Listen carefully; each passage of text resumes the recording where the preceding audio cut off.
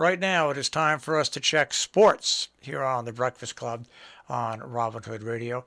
And we do have things to talk about in sports.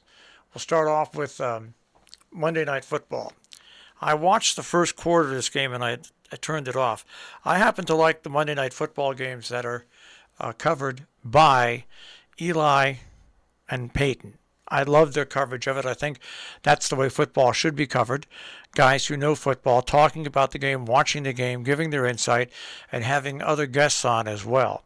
And you still get to see the game, and it's just a lot of fun. But anyway, so I watched the first quarter, and I thought that when I would wake up this morning, that the Arizona Cardinals would have won the game. Well, they didn't.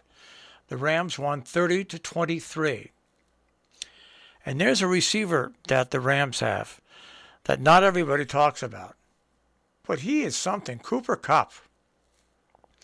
He is unbelievable. Day in, day out, doesn't matter who they play. I think he had one bad game. Well, anyways, he had 13 receptions last night, 123 yards, and add that the game-winning touchdown, and the Rams win 30-23 on Monday Night Football. And how important was that game in the scheme of things when it comes to standings? Well, it was very important. It was extremely important. If you take a look at the division that they play in, which is a pretty intense division, they really had to win that game to stay in it. Now the Cardinals came into that game at 9-2. The Rams came in at 8-4. So it was a big game. Well, the Rams now stand at 9-4, one game behind the Cardinals at 10-3. After the Rams, the 49ers at 7-6, and the Seahawks at 5-8. So that was a very big win for the Rams. And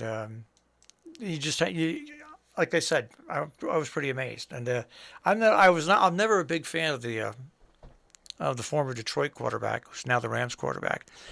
But he's starting to show me a little something, a little leadership.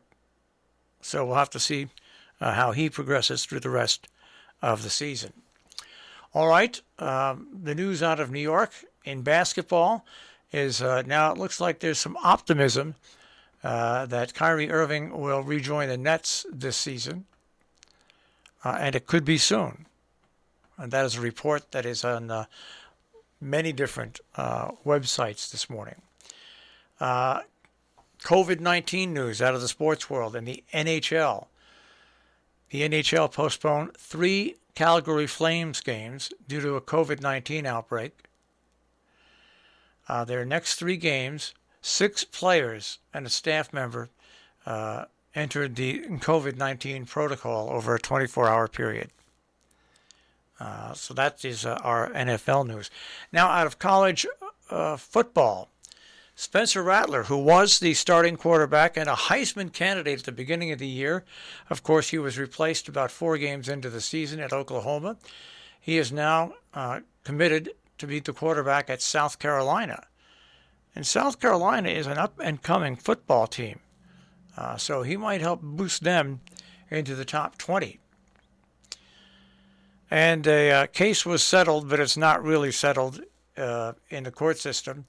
And that is the lawsuit against the United States Gymnastics Association in the Nassar case. Well, they reached a $380 million settlement, but not all the top gymnastics personnel signed on that. There's a group of the elite performers that want something else other than money. Now, this is what really astounded me in this. There are still people working in executive positions who were in the know for the USA Gymnastics.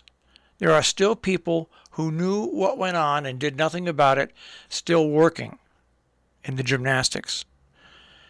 these few top-line gymnastic stars want that to end. They want them prosecuted. They want them out of their jobs. They also want the FBI. They want to find out what agents pushed this to the back burner. The FBI knew what was going on, and they did nothing. So they want legal action against the FBI, and they want anybody who was in an executive position that had knowledge of this and did nothing, that works for the U.S. gymnastics squad, to be let go and potentially face justice in the court. We'll see what happens there. And if you watched the Bears-Packers game on Sunday night, once again you saw Chris Collinsworth and Al Michaels giving a free pass to Aaron Rodgers about his comments about COVID. They should just leave it alone. Leave it alone. The country's split enough. They don't need broadcasters during a football game to voice opinions like that.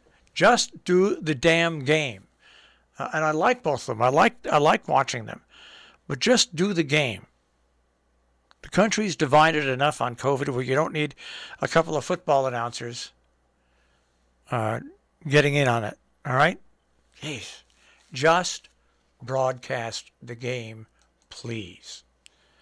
All right. That is a check on sports this morning here on Robin Hood Radio.